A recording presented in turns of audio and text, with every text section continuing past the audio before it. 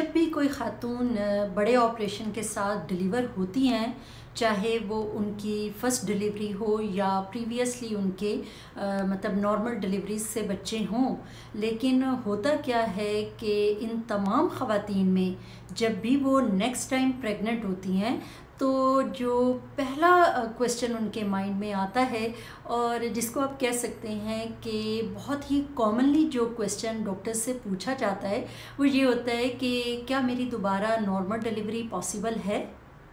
No doubt ये एक natural question है और ये हर ख़ातून के माइंड में आता है और जब ये डॉक्टर से पूछा जाता है तो मोस्टली उन्हें ये कहा जाता है कि जी हाँ, after one caesarean normal delivery के चांसेस जो हैं वो बहुत ज़्यादा हैं। लेकिन मैं आपको ये बताती जाऊँ कि इसका एक स्पेशल क्राइटेरिया होता है। पूरी तरह पेशेंट को उस क्राइटेरिया के लिहाज से एवेलुएट किया जाता है और उसके बाद ही उनको ये रीअश्योरेंस जो है वो दी जाती है कि यस, हाईली चांसेस हैं कि आप नॉर्मल डिलीवर हो सकती हैं। तो आज की इस वीडियो में हम वो क्राइटेरिया जो है उसको ख़ासी डिटेल के साथ डिस्कस करेंगे, जिससे आपका कॉन्सेप्ट जो है वो काफ़ी क्लियर हो जाएगा और आप सब लोग regarding to your own situation कि आपका पिछला सजेरियन किस वजह से हुआ था और कितने % चांसेस हैं कि आप में नॉर्मल डिलीवरी जो है वो दोबारा हो सकती है, आप ख़ुद असेस कर लीजिएगा। अस्सलाम वालेकुम, I am Dr. Aisha Farhad and I am working in Ministry of Health, Saudi Arabia. हमारा आज का टॉपिक है VBAC, VBAC। ये एब्रीवेशन है vaginal birth after caesarean section. इसके अलावा इसी सिनेरियो के लिए एक दूसरी एब्रीवेशन यूज़ की जाती है जिसे कहते हैं टू लैग। इसका मतलब होता है trial of labour after a caesarean. मतलब ट्रायल देंगे तो ही चांसेस है ना कि भाई नॉर्मल डिलीवरी, जिसे VBAC कहते हैं, कि नॉर्मल वेजिनल डिलीवरी जो है वो पॉसिबल होती है या नहीं। सबसे पहले तो मैं आपको एक इंसिडेंस बता दूं कि कितने % चांसेस हैं कि VBAC जो है वो जनरली एवरेज जो है वो सक्सेसफुल होता है। तो उसके नॉर्मल चांसेस हैं 75%, खासे हाई चांसेस हैं। इसको सिंपल लैंग्वेज में आप ऐसे समझ सकती हैं कि अगर 4 औरतें हैं जिनका सजेरियन हुआ है, उनमें से 3 में ये चांसेस होते हैं कि वो दोबारा डिलीवर हो सकती हैं। और जो एक अच्छी इन्फॉर्मेशन आप लोगों के लिए है कि वो ख़वातीन जिनकी पहले से भी मतलब हिस्ट्री होती है एक नॉर्मल डिलीवरी की, एक या एक से ज़्यादा, एंड उसके बाद उनका किसी भी इंडिकेशन की वजह से सजेरियन होता है, तो ऐसे पेशेंट में नॉर्मल डिलीवरी के जो चांसेस हैं वो और ज़्यादा बढ़ जाते हैं, अराउंड टू बी 90%। यूके में जो सजेरियन रेट है वो है 25% एवरेज, और देखा गया है कि तकरीबन जो 10 to 15% जो ये सजेरियन हैं उनमें से जो एक इंडिकेशन है वो है 1 प्रीवियस CS। अब मैं आपके साथ वो तमाम पॉइंट्स डिस्कस करूंगी जिसकी हेल्प से डॉक्टर ये डिसाइड करती हैं कि वेदर ये जो पेशेंट हैं ये एक सूटेबल कैंडिडेट है फॉर नॉर्मल डिलीवरी या इसमें जो फेलियर चांसेस हैं वो ज़्यादा हाई हैं। अकॉर्डिंग टू RCOG गाइडलाइन में उन्होंने ये मेंशन किया है गेस्टेशनल एज 36 वीक्स जो कि तकरीबन स्टार्ट होता है 9th मंथ ऑफ प्रेगनेंसी का, उसमें अगर मोड ऑफ डिलीवरी जो है वो डिसाइड हो गया है तो डॉक्टर्स को आप बाकायदा रिक्वेस्ट करेंगी कि वो, बल्कि अगर तो वो खुद ही लिखती हैं well and good, otherwise patient जो हैं वो जो आपकी एक फ़ाइल होती है जो कि आप डॉक्टर के पास अपने फॉलोअप के लिए लेके जाती हैं, उसमें जो है वो आपका मोड ऑफ डिलीवरी जो है उसको बाकायदा डॉक्यूमेंट कर दें। उसका आपको क्या फ़ायदा होगा, वो ये इमरजेंसी लेबर आपको स्टार्ट हो गई है और आपको फौरी तौर पे किसी दूसरे डॉक्टर के पास या किसी दूसरे हॉस्पिटल में अगर जाना पड़ गया है तो ये जो आपकी फ़ाइल होगी जिसमें एक डॉक्टर ने आपका बाकायदा एक प्लान लिखा हुआ होगा, ये दूसरी डॉक्टर्स के लिए बहुत ही ज़्यादा हेल्पफुल होगा। एक फ़ाइल के ही व्यू से 1 से 2 मिनट के अंदर अंदर उनको फैसला करने में बहुत आसानी रहेगी आपकी फुल हिस्ट्री देख के कि कैसे क्विकली आपको मैनेज करना है। अब हम डिस्कस करते हैं उन तमाम फैक्टर्स को वन बाय वन जो कि बहुत ही हेल्पफुल हैं ये फ़ैसला करने में और आपकी काउंसलिंग के लिए कि जी हाँ आप नॉर्मल जो है वो डिलीवर हो सकती हैं। जिसमें नंबर 1 है एक बहुत ही अच्छी डिटेल्ड हिस्ट्री।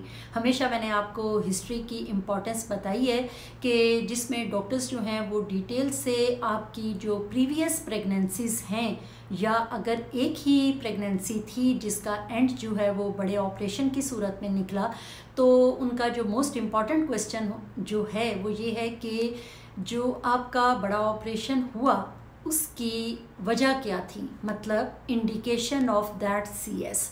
वो इस तरह के कुछ इंडिकेशंस जो हैं वो ऐसी होती हैं जो कि बाय चांस एक डिलीवरी में हुई टाइम ऑफ डिलीवरी पे, लेकिन वो ये लाजिम नहीं है कि वो हर दफ़ा की डिलीवरी में वो हो सकती हैं। मसलन ये कि फीटल डिस्ट्रेस हो गया। मैंने अभी जो C सेक्शन पे वीडियोस बनाई हैं उनमें मैंने बाकायदा फीटल डिस्ट्रेस डिफरेंट सिचुएशन में जो होता है उसको काफ़ी डिटेल से एक्सप्लेन किया है।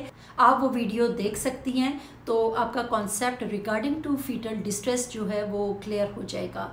तो जब ऐसी सिचुएशन हो जिसमें वक्ती तौर पे कोई ऐसी प्रॉब्लम आई जो कि रिस्क का बाइस बनी बेबीज़ के लिए, तो सिजेरियन कर दिया है। सो अगर इंडिकेशन फीटल डिस्ट्रेस हो गई है या उसकी जो वजह है वो बन गई है कोई मेल प्रेजेंटेशन, मतलब बच्चे की जो पोजीशन थी वो नॉर्मल नहीं थी, तो ज़रूरी नहीं है कि नेक्स्ट प्रेगनेंसी में भी वो पोजीशन नॉर्मल ना हो। तो ऐसे पेशेंट में बड़े ऑपरेशन के बाद नॉर्मल डिलीवरी के चांसेस जो हैं वो काफ़ी ज़्यादा हाई हो जाते हैं। लेकिन अगर आपका जो सिजेरियन है वो due to failure to progress हुआ, तो अनफॉर्चुनेटली अगर इस तरह की इंडिकेशन हुई है तो नेक्स्ट टाइम जो है यही सिचुएशन दोबारा होने के चांसेस जो हैं वो ज़्यादा होती हैं। तो ऐसे पेशेंट जो होते हैं उनमें VBAC दोबारा, मतलब अगर ट्रायल भी आपने लिया है तो फेलियर के चांसेस जो हैं वो बहुत ज़्यादा हैं। उसके अलावा ऐसी पेशेंट जिनमें सेकंड स्टेज में जो है वो प्रेजेंटिंग पार्ट उनका डिसेंड नहीं हुआ, इन स्पाइट ऑफ दैट के फुल डायलेटेशन वगैरह हो चुकी थी, आप नेक्स्ट टाइम जो है वो नॉर्मल लेबर का ट्रायल लें। I think so it's absolutely useless, क्योंकि तकरीबन 20% ओनली चांसेस होते हैं कि बहुत ही लो चांसेस हैं कि आप में नॉर्मल डिलीवरी इस तरह की इंडिकेशन के बाद पॉसिबल होगी।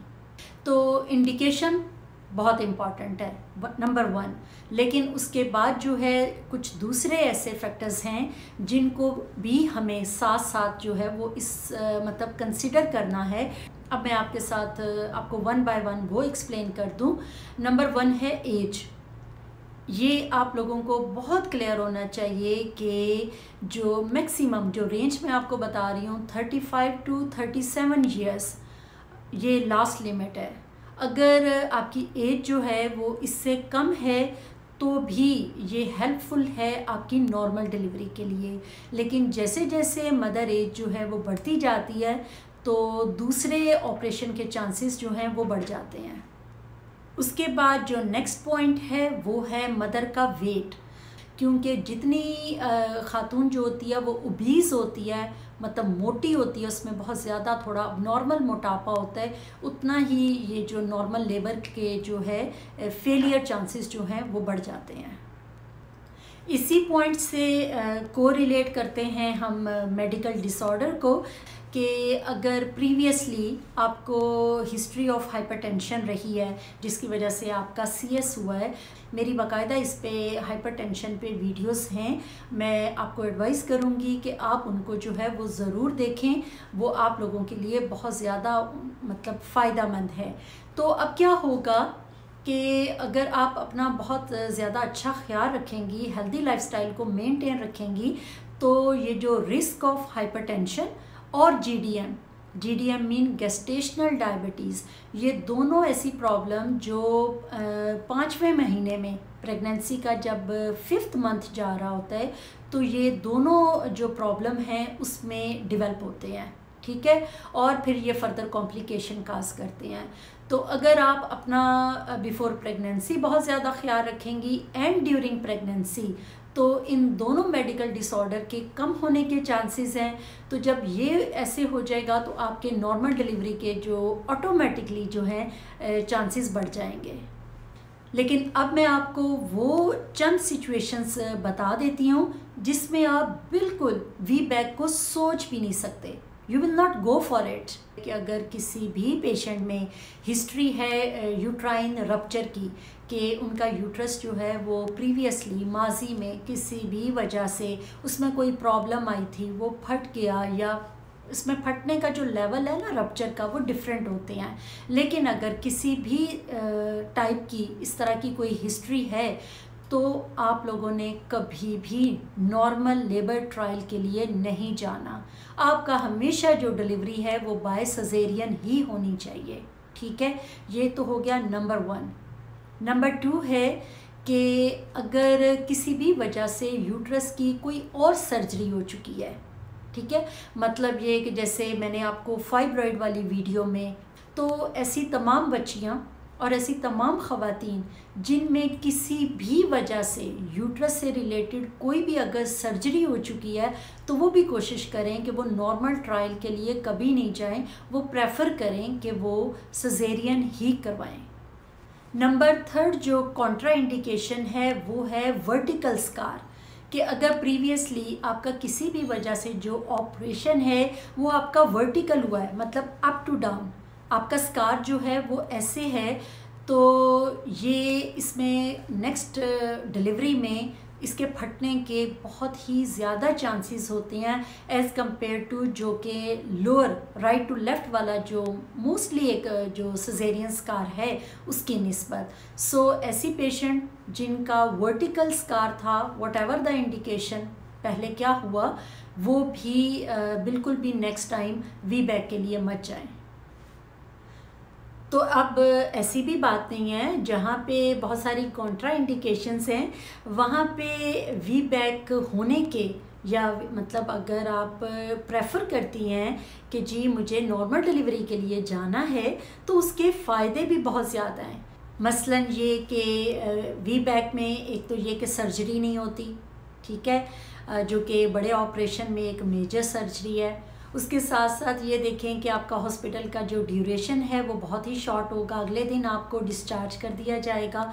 और इसका फ़ायदा उन ख़वातीन को बहुत ज़्यादा होता है जिनके पहले ही घर में बच्चे होते हैं और वो अपनी मदर का वेट कर रहे होते हैं, ठीक। उसके अलावा ये होता है कि ब्लड लॉस जो है वो बहुत कम होता है बड़े ऑपरेशन की निस्बत, और रिस्क ऑफ इन्फेक्शन वो भी इस डिलीवरी में जो है वो बहुत कम हो जाता है। सबसे अच्छी बात ये है कि आप में रैपिड रिकवरी जिसको कहते हैं, मतलब ये कि माशाल्लाह डिलीवरी के 1 से 2 घंटे के बाद ख़ास तौर पे यहाँ की ख़वातीन तो बहुत ही एनर्जेटिक है, इस तरह से घूम रही होती हैं कमरे से निकल के कॉरिडोर्स में लेबर रूम के, कि उनको कंट्रोल करके दोबारा बेड पे लाना पड़ता है कि खुदा के लिए यहाँ पे आप बैठ जाएं।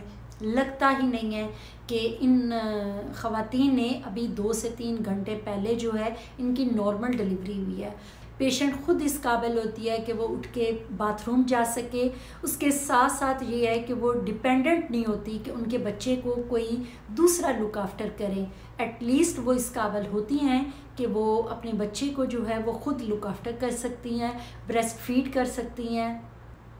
इसके अलावा आप जानते हैं कि हर सर्जरी जो है वो आपकी फ्यूचर प्रेगनेंसी में जो है वो रिस्क ऑफ कॉम्प्लिकेशंस बढ़ा देती है। तो अगर आप VBAC के थ्रू मतलब आप डिलीवरी आपकी हो जाती है तो ऑफ कोर्स आप में नंबर ऑफ़ जो सर्जरीज़ हैं वो कम हो जाता है। तो ये चीज़ आपकी फ्यूचर प्रेगनेंसीज़ में बहुत ही ज़्यादा हेल्पफुल है। और इसके अलावा मतलब ये तो सारे फ़ायदे थे ना मदर के लिए, इसमें बच्चे के लिए भी जो मेजर फ़ायदा है वो ये है कि बच्चों में मोस्टली सांस का जो मसला है वो आफ्टर डिलीवरी देखा जाता है, जिसे RDS रेस्पिरेटरी डिस्ट्रेस सिंड्रोम कहते हैं। तो जो बच्चे थ्रू VBAC मतलब पैदा होते हैं उनका क्या होता है कि उनमें RDS के जो चांसेस हैं वो बहुत कम होते हैं, मतलब उनको सांस का मसला थोड़ा कम होता है, maximum 2 to 3% as compare to उन बच्चों के जो बाय सिज़ेरियन डिलीवर होते हैं उनमें ऑलमोस्ट 3 to 4% होता है। At the end of this video मैं आप लोगों को ये एडवाइस करना चाहूँगी कि देखें, जब भी आप में एक ऑपरेशन की हिस्ट्री है, ठीक है, मैं तो टोटली पेशेंट्स को बहुत मतलब जो क्लियरली बता देती हूँ वो ये कह देती हूँ कि आप में जो है 50-50 के चांसेस हैं, ठीक है। अगर तो आपकी नॉर्मल डिलीवरी स्टार्ट हो गई है और अच्छी कॉन्ट्रैक्शन आ रही हैं और एंड साइड बाय साइड आपकी डायलिटेशन भी बहुत फास्ट और बड़े अच्छे तरीके से जा रही है, हेड आपका जल्दी से डिसेंड हो रहा है, तो हाईली चांसेस हैं आप नॉर्मल डिलीवर हो जाएंगी। लेकिन अगर खुदा न खास्ता कुछ ऐसा नहीं है, मतलब ये कि कॉन्ट्रैक्शंस बहुत ज़्यादा हुई जा रही हैं लेकिन आपकी डायलिटेशन प्रॉपर नहीं हो पा रही, ठीक है, तो ये सारी चीज़ें जो होती हैं वो रिस्क ऑफ यूट्रस के रप्चर होने को बढ़ा देती हैं। तो ऐसी सिचुएशन में हम ज़्यादा लंबा ट्रायल नहीं देते और ऐसे पेशेंट को सिज़ेरियन के लिए ले जाते हैं। ये सारा आपको बताने का मकसद ये है कि जब भी आप ऐसा हॉस्पिटल, क्लिनिक, व्हाटएवर जो भी जगह आपने सेलेक्ट की है कि आपने कहाँ पे जाके डिलीवरी करवानी है, हमेशा याद रखिए कि वो ऐसी जगह, ऐसा क्लिनिक, ऐसा हॉस्पिटल सेटअप सेलेक्ट कीजिए जिसमें फौरी तौर पे ये सारी फैसिलिटीज़ हों। तो ये था हमारा आज का topic, VBAC, vaginal birth after a caesarean section. मैंने काफ़ी कोशिश की है कि इसको सिंपल वे से, जो इसकी बहुत ही इम्पॉर्टेंट ज़रूरी जो पॉइंट्स हैं वो मैं आपको बता दूं, ठीक है। फर्दर डिटेल जो है वो आपकी डॉक्टर आपको एक्सप्लेन करेंगी कि वो आपका जो है वो कौन सा मोड ऑफ डिलीवरी जो है वो डिसाइड करती हैं, और then it will be up to you कि आपका फ़ैसला जो है वो किस फेवर में है। उम्मीद है कि आपको मेरी ये वीडियो भी पसंद आएगी और आप ज़रूर इससे कुछ ना कुछ सीखेंगे। और अगर अब तक आपने इस चैनल को सब्सक्राइब नहीं किया तो ज़रूर करें, बेल आइकॉन को प्रेस करें, और अगर आप अपना कोई भी प्रॉब्लम मुझसे डिस्कस करना चाहती हैं तो उसको ज़रूर कमेंट सेक्शन में मेंशन करें। तो अब मुझे दीजिए इजाज़त, इंशाल्लाह मिलते हैं किसी नई वीडियो में किसी नए टॉपिक के साथ। तब तक के लिए खुदा हाफिज़।